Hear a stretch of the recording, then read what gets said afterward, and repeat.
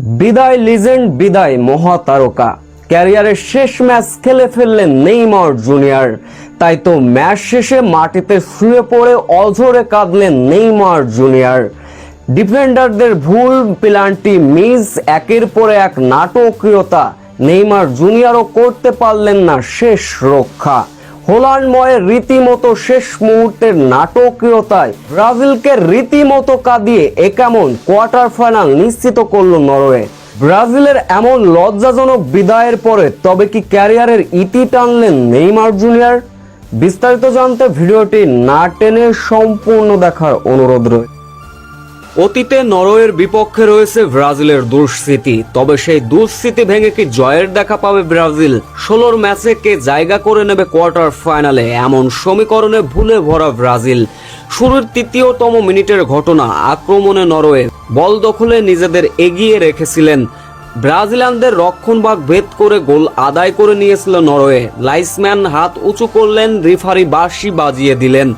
অফসাইডের কল্যাণে গোল বাতিল হয়ে যায় নরওয়ে, সেই সঙ্গে মরতে মরতে বাঁচে ব্রাজিল। এরপর একের পর এক আক্রমণ সাজিয়েছিল ব্রাজিলও। ম্যাচের বয়স তখন 11 মিনিট।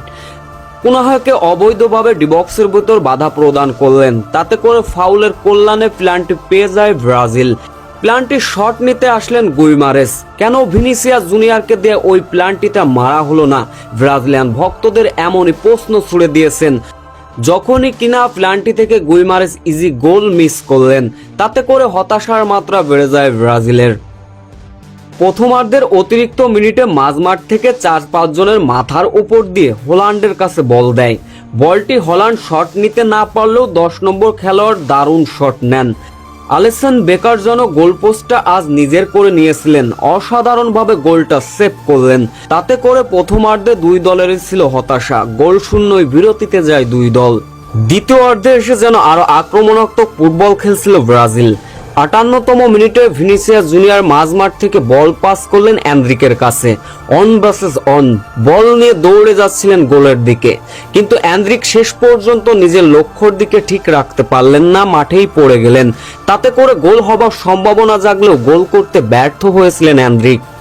61 থেকে 63 মিনিট ব্রাজিলের জোরালো আক্রমণ, তবে প্রতিপক্ষর গোলরক্ষক যেন অতি মানবীয় হয়ে উঠলেন।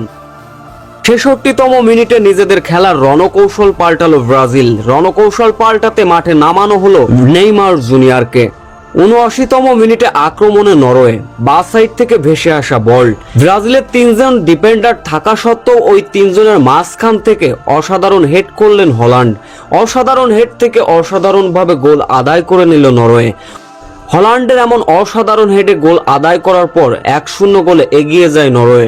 শেষ পর্যন্ত নেইমার জুনিয়ররা তাদের প্রতিরোধ করার চেষ্টা করলেও, ম্যাচে ফেরার জন্য চেষ্টা করলেও শেষ রক্ষা হলো না। নেইমার মাঠে নামলেও বদলালো না ভাগ্য। ম্যাচের অতিরিক্ত মিনিটে এবার আবারও আক্রমণে গেল হল্যান্ড। দূরপাল্লা শটে আবারও গোল আদায় করে নিলেন। 110তম মিনিটে প্ল্যানটি পায় ব্রাজিল। প্ল্যানটি থেকে অসাধারণ গোল করলেন নেইমার জুনিয়র।